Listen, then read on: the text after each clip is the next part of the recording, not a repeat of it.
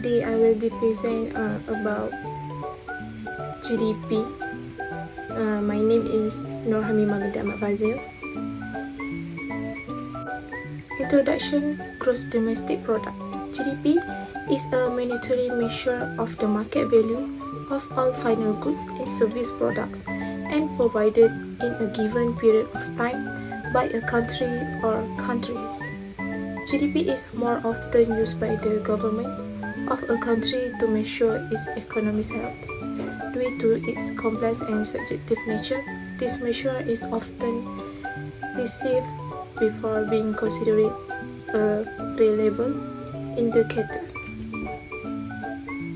Definition of gross product, domestic product, GDP. GDP is a statistic about national income, and it is also related to economic growth or development.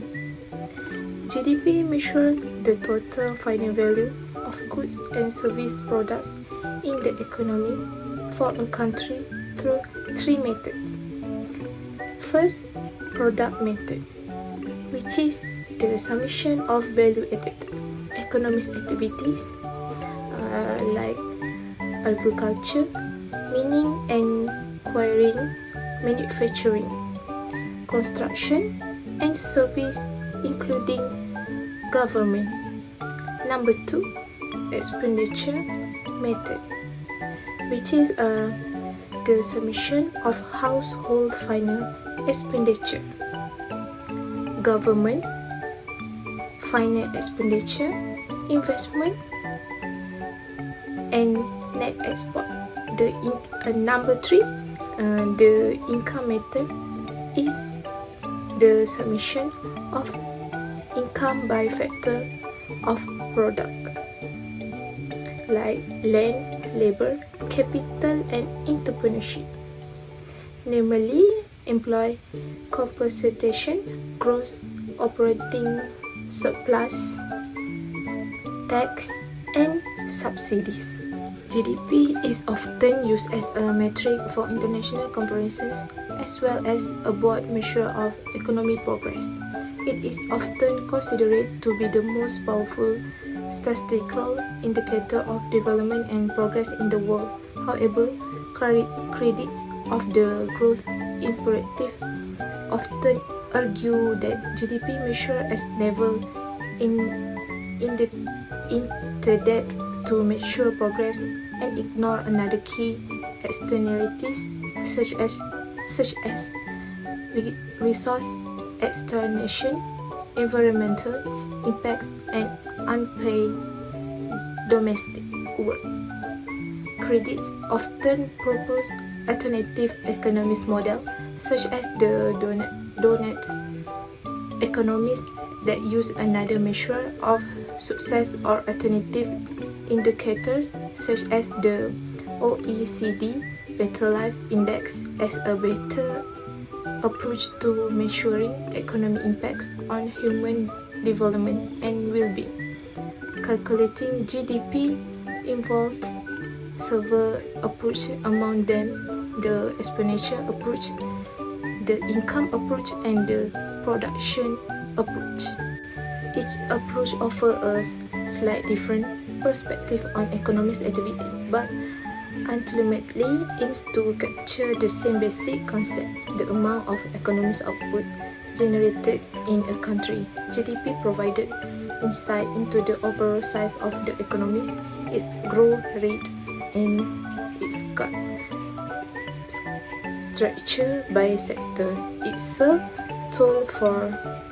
fundamental tool for policymakers, economists, investors, and business, helping them make informed decisions about economic policy, investment strategies, and resources allocation. My name is Muhammad Hafirda Akma, and I want to talk about 4 main components about GDP. First, we have consumption, and then we have government spending. Okay, first, definition and important about consumption. Consumption encompasses all the goods and services bought by individual consumer, reflecting their purchase behavior is a crucial component of GDP. Service is a key indicator of an economy's purchasing power. It highlights the vitality of consumer activity in driving economic growth. And then we have key science theory of consumption. Okay, first, John Keynes illustrate how much households spend on goods and services based on their disposable income level. According to Keynes, there are two primary types of consumption. At first, we have autonomous consumption and include consumption. At first, autonomous consumption refers to the minimum level of spending that households undertakes regardless of their incomes. This spending is deemed necessary for basic needs and obligations such as food, housing, and utilities. And then next, include consumption. On the other hand, is influenced by changes in disposable incomes. In simple terms, while autonomous consumption represents spending that happens regardless of income, indicates consumption reflects spending that increase as income rise. Okay, next, the other component we have government spending. The definition of government spending refers to the fund allocated by the government to finance its operation, programs, and initiatives. This spending covers a broad spectrum ranging from investment in infrastructure projects to funding essential public services like education and healthcare. This expenditure plays a crucial role in shaping the economy by influencing employment levels, consumer demand, and overall economic growth. And then, accretion transfer payment. It is important to note that government spending does not include certain types of payment known as transfer payment. Transfer payments are redistributive, involving the transfer of funds of one group to other via the government reverse good, service or asset in return. Okay, for example, include social security benefit, employment benefit, and welfare payment. Including this, payment from the government spending metric a significant as a lot for a clearer understanding of direct government investment in goods, service, and infrastructure. And then COF-OG classification system. The classification of government expenditure by function follow the COF-OG, which is a clarification of the function of government system, which is organized into three levels. The first, the level consists of the 10 divisions, each further divided into a group and class. Expenditures are categorized based on their collective or individual nature. And then we have a categories of expenditure. The first 6 division cover collective measures and service such as general service, defense, public and order, and safety, and economic efforts including agriculture, manufacturing, and transport. The remaining division encompass individual focused expenditures such as health, recreation, culture, and education. And then we have a social welfare as assistance for my last point. Other important category is expenditure for a social welfare and assistance to citizens. For example, when Malaysia faced the challenge of inflation and inflation and employment, the government provide the pemulihan assistance package, which is amount 115 million to support individual and business affects these economic issues. Okay, this is for me, and then my friend will take over for other two components. Thank you. My name is Hafirda Akma. My ID D22114723. Investment refers to private domestic investment or capital expenditure. Business spend money to invest in their business activity. For example, a business may buy machinery. Business investment is critical component of GDP since it increases the productivity capacity of a company and boosts employment levels. So business investment includes purchase that companies make to produce consumer goods. But not every purchase is counted. If a purchase only replaces an existing item, then it doesn't add to GDP and isn't counted. Purchase must go toward creating new consumer goods to be counted. The importance of investment in GDP is economic growth.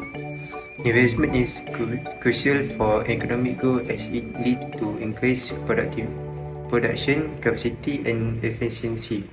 When business invests in new machinery or technology, they can produce more goods at a lower cost, thereby boosting overall economic output.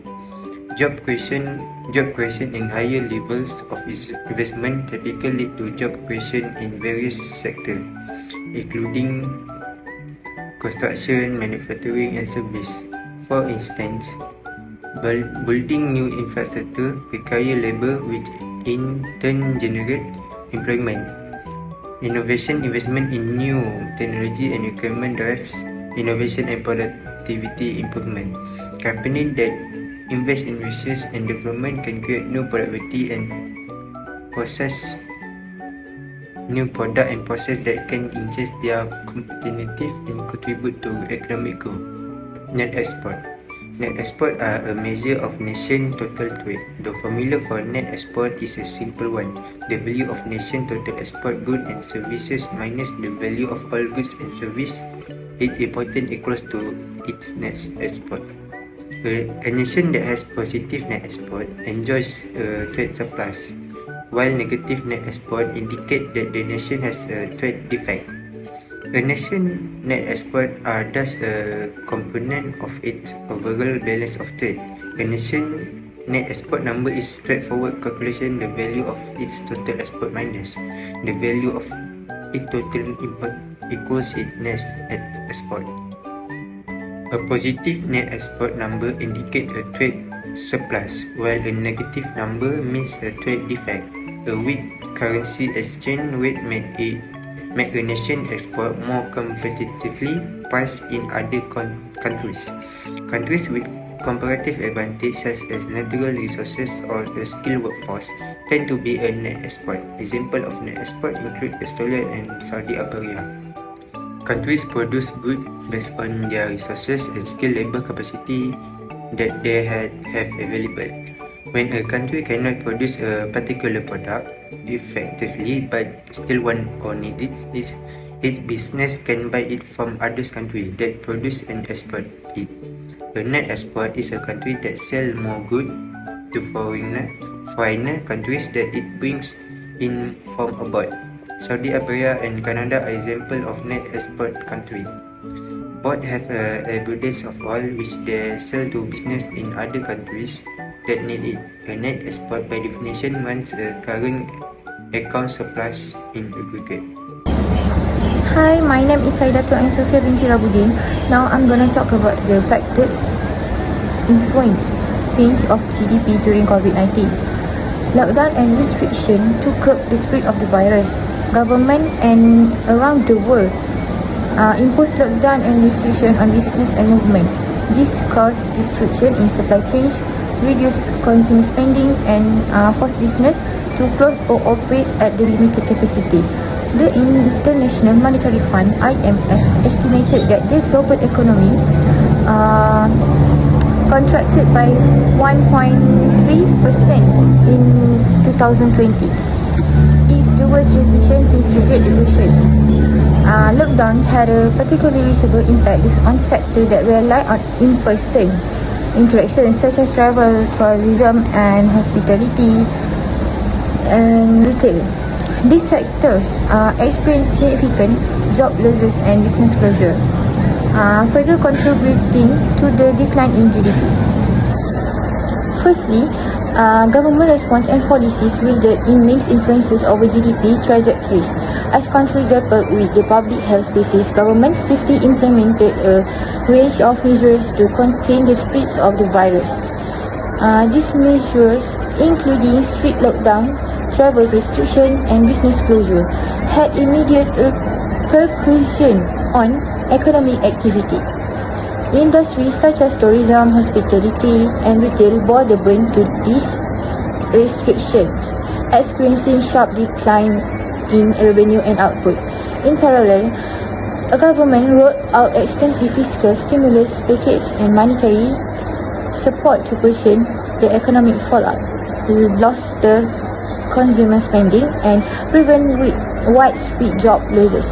The effectiveness and timelines of this policy intervention varied across countries, shaping the resilience and recovery paths of their respective economy. My name is Nur Shazana binti Sharafuddin.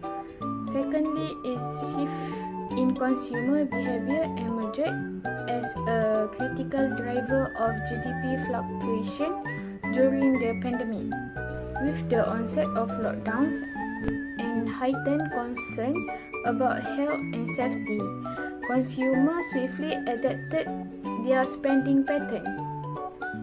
Demand surged for essential goods like groceries, medical supplies, and home entertainment, propelling growth in certain sectors. Conversely, discretionary spending on non-essential goods and services plummeted, impacting industries such as fashion, entertainment, and luxury goods. The rapid adoption of e-commerce and digital platforms further reshaped consumer habits, accelerating the digital transformation of retail and service sector. This evolving consumption trends had profound implications for businesses, supply chains, and GDP composition. Lastly, is global supply chain disruption reverberate through economies worldwide, resulting a profound impact on GDP performance. The pandemic-induced disruption in supply chains, exacerbated by border closure, logistical challenge, and labor shortage, disrupted the flow of goods and services across borders.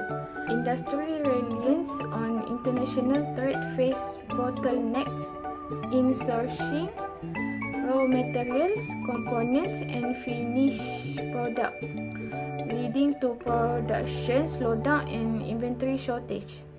The resultant supply-demand imbalance triggered price volatility, inflationary pressure, and fluctuation in GDP components. The resilience of supply chains, adaptability of businesses, and diversification strategy play pivotal roles in mitigating the adverse effect of this disruption on GDP. Hi and Assalamualaikum. My name is Alif Aimin bin Muhammad. My metric number is D211138001. So today I want to talk about the response central bank of changes of the GDP and solve it. The first one is a quantitative easing. In time of economic crisis, central bank might implement QE, which involves purchasing government's bond or other financial assets to inject money into the economies and lower long-term interest rates.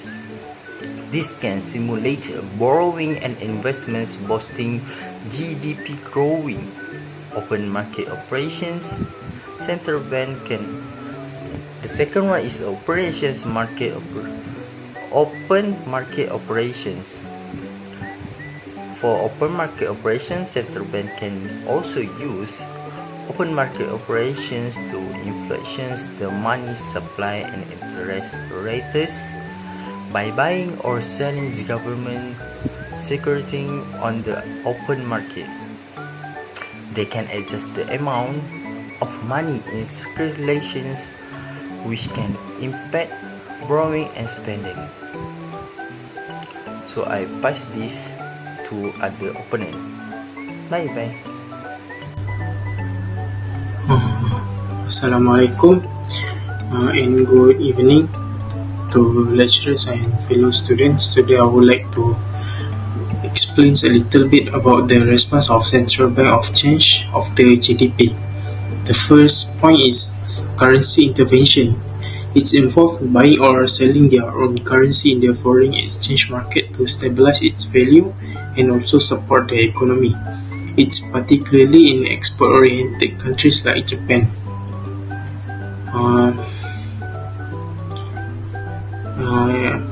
Central banks may decide to sell their currency in order to depreciate it because excessive currency appreciations make export more costly and also less competitive. In contrast, they might purchase their currency to stop the excessive depreciation, which also can cause the inflation, particularly in times of economic strain like COVID-19 pandemic. This measure also help in preserve the economic stability, controlling the inflation and also bolstering the export industry. Then the second point, which is the regulatory relief. It's collaborate with regulatory authorities to implement the temporary relief measure for the banks and also the financial institution. These measures to include adjusting capital requirement, easing the restrictions on loan classification and also offering the loan forbearance programs. It refers to this step was to modify the capital regulation to give banks a greater leeway in how they use their capital buffers, freeing up funds for lending, and also banks were able to avoid unexpected increases in capital charges by easing the restriction on loan classifications. And this also prevent the loans that were temporarily non-performing owing to the epidemic from being downgraded right away. Furthermore, the loan forbearance programs were established, enabling the borrowers to postpone their payments without incurring the penalties. Thereby, it's helped both people and companies in managing the cash flow issues in an unprecedented time of financial strain. This regulatory respite aims to sustain the flow of the credit to the company, benefit the families and also the companies. And then the third point is the communication strategies. It prioritizes the significant communication with the public, companies and financial markets during the COVID-19 epidemic. The objective of this communication were to lower ambiguity, control expectations and also improve the efficiency of monetary policy actions. The central bank representative typically address issues head-on and provide an explanation of their plans during new conference and speech. Their economic forecast and the reasoning behind their actions were outlined in the comprehensive studies and policy pronouncement that they released.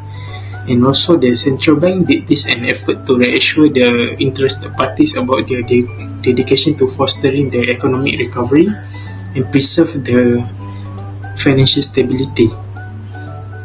In these particular points, it's also forward guidance was employed to indicate the most likely course of monetary policy in the future, which will also influence the long-term interest rate and shape the market expectations. That's all from. In conclusion, gross domestic product (GDP) function as a basic measure of a country's economic performance, capturing the total value of goods and service product within its borders. choose out this assignment, we have explored the importance of GDP as an indicator of economic growth, its implication for policy making and investment decision, and its limitations in the reflecting the well-being of social as whole. Income and environment impact when assessing the health of countries' economies by supplementing GDP with another indicator and using a holistic approach to economics analysis. Policymakers can be better address the complex challenge facing the modern economies and strive for more inclusive and sustainable development. GDP serves as an important tool for policymakers, economists, investors, and business, offering insight into the size, growth rate, and structure of the economies. Although GDP provides valuable information, it has limitations to it may not fully capture aspects such as income distribution, environmental sustainability, or overall social well-being. To address these limitations and obtain a more comprehensive understanding of economics and social, we feel it is important to supplement GDP with another indicator such as the Human Development Index (HDI), inequality matrix, environmental sustainability, measure the subjective well-being surveys by incorporating a wider range of indicators. Policymakers can make more informed decisions that promote inclusive and sustainable development. While GDP remains an important measure to assess economic performance, it should be interpreted alongside another indicator to provide a holistic view of a country's well-being and progress.